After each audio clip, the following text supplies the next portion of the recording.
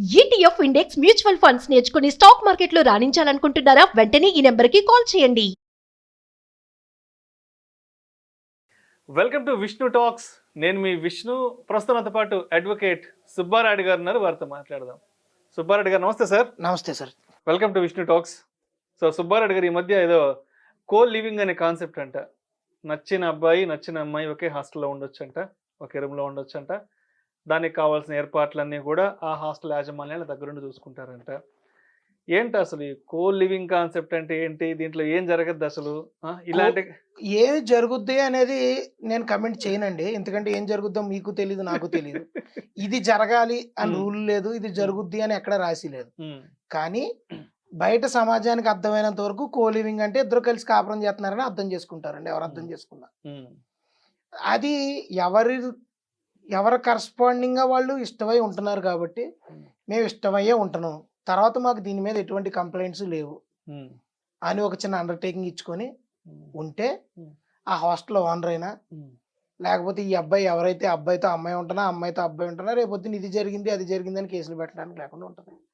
అంటే ఒక ప్రశ్న వస్తుందని తర్వాత, నేను కోలివింగ్ ఒప్పుకున్నానంటే నీ మీద నమ్మకంతో ఒప్పుకున్నాను, నువ్వు దౌర్జన్యం చేస్తావనో నువ్వు అఘాయిత్యం చేస్తావనో ఒప్పుకోలేదని అమ్మాయి అన్నా, లేకపోతే ఈ అబ్బాయికి డబ్బుల కోసం క్రెడిట్ కార్డుల కోసం కొట్టేసి ఆ అమ్మాయి చంపేసిన, ఎవరు బాధ్యులండి దీనికి? అంటే ఒక్కొక్క అమ్మాయికి ఒక్కొక్క అబ్బాయికి ప్రభుత్వం పోలీసులను పెడుతుందా?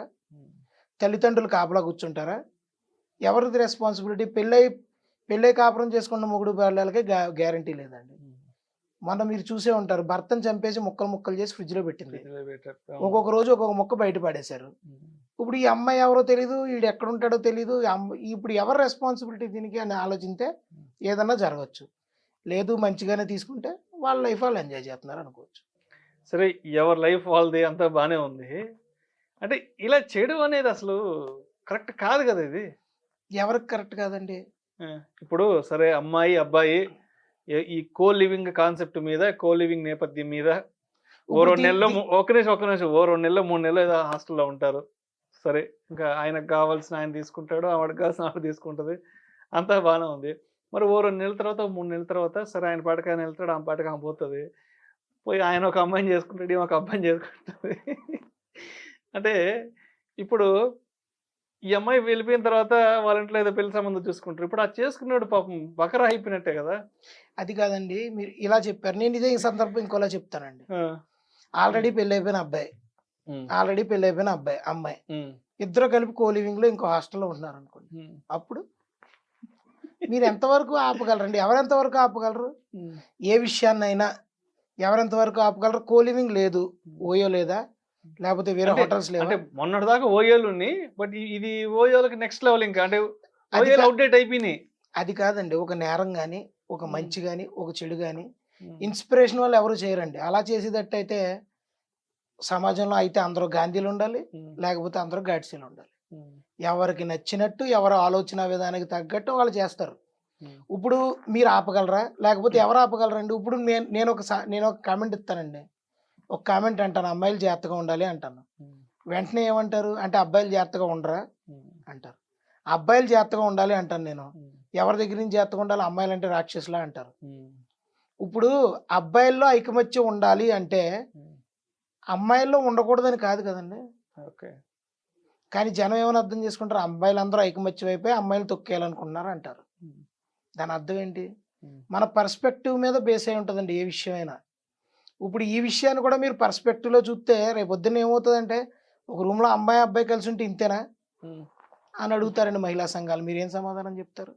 నేనేం సమాధానం చెప్తాను? అంటే ఇప్పుడు దీని గురించి మాట్లాడమే టైం వేస్ట్, దీని గురించి మాట్లాడమే తప్పు అంటారు. సరే, ఇంకా ఎవరి పాటు వాళ్ళు అబ్సల్యూట్లీ దీని గురించి మాట్లాడటం, 5 రూపాయలు మాట్లాడితే 6 రూపాయలు నష్టం అండి.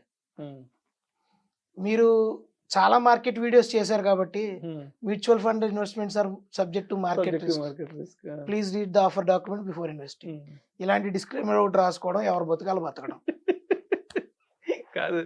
అంటే కో లివింగ్ అనే కాన్సెప్ట్ ని ఇంత సింపుల్ గా తీసుకుని ముందుకెళ్ళిపోవచ్చు అనేది ఇప్పుడు మీరు చెప్తుంటే అర్థమవుతుంది. సింపుల్ గా తీసుకుని ముందుకెళ్ళిపోవడం ఈ ప్రోగ్రామ్ స్టార్ట్ కాకముందు కో లివింగ్ అంటే అదేదో చాలా చెడ్డ పని, అదేదో అసలు మన ఊహకు కూడా అందని విషయం ఉన్నట్టుగా నేను అనుకున్నాను, తీసుకున్నాను. బట్ అంతే, మన ఊహకు అందని పని కాదండి. ఇప్పుడు ఏమంటారంటే, విష్ణుతో ఎవరో కోలివింగ్ లో లేరు కాబట్టి విష్ణు, రాయుడుతో ఎవరో కోలివింగ్ లో లేరు కాబట్టి రాయుడు మాట్లాడట్లేదు.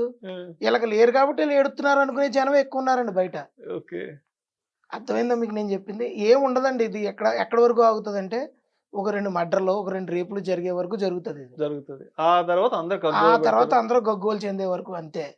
సరే ఇప్పుడు ఇప్పుడు జాగ్రత్తగా ఉన్న అమ్మాయి డ్రెస్సింగ్ విషయానికి వచ్చినప్పుడు అమ్మాయి ఇలా బట్టలు వేసుకోకూడదని ఆయన ఎవరో సినిమా యాక్టర్ అన్నాడండి. ఆయన పాపం ఆయన మీద ఆయన దుమ్మెత్తి బట్టలన్నీ ఇప్పి రోడ్డు మీద ఉంచోబెట్టారు. అవును. అదే మాట ప్రియాంక చోప్రా ఇంకో విధంగా ఉంది. ఉమ్. ఏమన్నా అన్నారా? ఎవరేమన్నారు? Half glass empty, half glass full concept అండి ఇది. ఉమ్. ఆమె హాఫ్ గ్లాస్ ఫుల్ అంది, ఈయన హాఫ్ గ్లాస్ ఎంటీ అన్నాడు. ఉమ్. ఒకే విషయాన్ని 2 వేరు కోణాల్లో చూసినప్పుడు ఏమవుతుందంటే అదే విషయం, అదే మాట, కాకపోతే ఏంటంటే నచ్చినట్టు చెప్పాలంతే. Old wine in new bottle అండి, ఉమ్. సింపుల్. ఈ కాన్సెప్ట్ ఈ రోజు వచ్చింది కాదు, చాలా యూనివర్సిటీస్ లో కూడా ఉంది, ఉమ్. చాలా కాలేజెస్ లో కూడా ఉంది, కాలేజ్ హాస్టల్స్ నుంచి చాలా కాలేజ్ హాస్టల్స్ లో ఉంది, చాలా రికగ్నైజ్డ్ ప్రెస్టీజియస్ యూనివర్సిటీస్ లో ఉంది. కొత్తగా వచ్చింది కాదండి, జాగ్రత్త అంతే.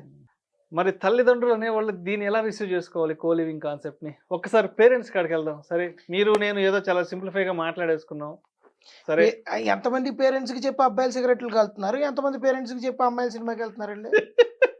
ఇప్పుడు కోలివింగ్ లో ఉంటున్నారంటే ఎంత మంది తల్లిదండ్రులు ఒప్పుకుంటారు అనుకుంటున్నారు మీరు? ఆ అమ్మాయి ఇంట్లో వీడియో కాల్ మాట్లాడేటప్పుడు ఈ అబ్బాయి కెమెరాకి ఇటువైపు ఉంటాడు, ఈ అబ్బాయి మాట్లాడేటప్పుడు ఈ అమ్మాయి కెమెరాకి ఇటువైపు ఉంటుంది. ఎవరు పట్టుకోగలరు? ఇంటి దొంగని ఈశ్వరుడు కూడా పట్టుకోలేడు. కదా.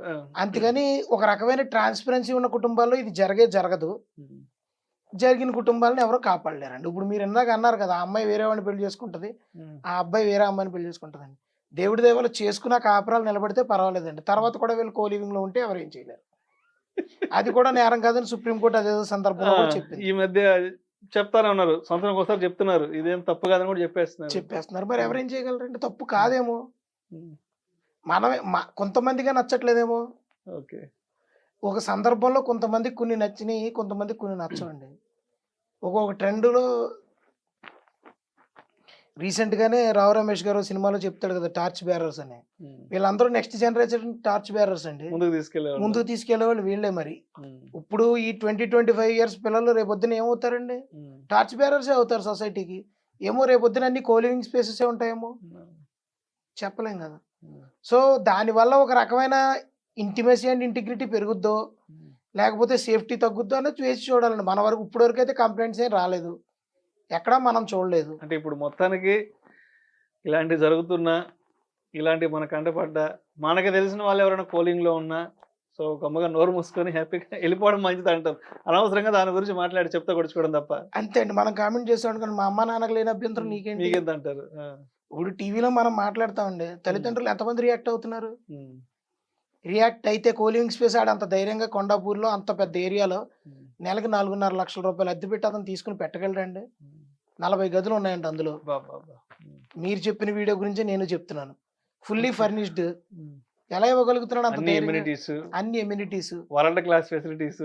అదే అతను అదే చెప్తున్నాడు కదండి, వరల్డ్ క్లాస్ ఫెసిలిటీస్ అంటున్నాడు. Amenities of A social living అని చెప్తున్నాడు. అదొక సోషల్ స్టేటస్ రేపటి నుంచి సోషల్ లివింగ్ అని ప్రచారం చేస్తాడండి అతను. అంటే మిగతా లివింగ్స్ అని సోషల్ లివింగ్స్ కాదా? ఓకే. కో ఎడ్యుకేషన్ కరెక్ట్ అయినప్పుడు కో లివింగ్ తప్ప అంటారండి మీరు ఇప్పుడు రేపొద్దున నుంచి. అంతే కదా. అంతే, ఒకే క్లాస్ రూమ్ లో పిల్లలు చదువుకున్నప్పుడు ఒకే రూమ్ లో అమ్మాయి అబ్బాయి ఉంటే తప్పే ఉంది అని అడుగుతారండి. దానికి సమాధానం ఏమని చెప్తాం? ఎవరు చెప్పగలరు దానికి సమాధానం? ఇప్పుడు దానికి సమాధానం చెప్పడానికి ఎవరన్నా ముందుకు వచ్చినా ఏమని చెప్తారండి? మొన్న ఎండమూరి వీరేంద్రనాథ్ గారు ఏదో సమాధానం చెప్పాడు, దీనికి ఏమన్నారు? ఈక్వాలిటీ అంటే ఫెమినిజం కాదండి, ఫెమినిజం అంటే ఈక్వాలిటీ. ఆ రెండింటికి డిఫరెన్స్ తెలుసుకోవాలి. అప్పుడు కొంతమంది ఎవరైతే మహిళా హక్కుల కోసం పోరాడుతున్నారో జాగ్రత్తలు కూడా చెప్పాలి. హక్కుల కోసం పోరాడే వాళ్ళు జాగ్రత్తలు చెప్పాలి, బాధ్యతలు చెప్పాలి.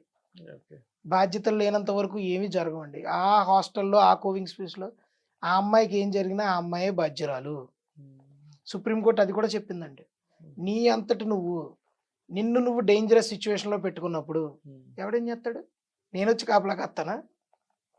ఎంతమంది పోలీసులు కాపలా పెడతారండి? తల్లిదండ్రులు కాపలా ఉంటారా? వాళ్ళు నమ్మి చదువుకుంటావని, నమ్మి ఉద్యోగం చేసుకుంటావని పంపారు నిన్ను, నువ్వేం చేస్తున్నావు?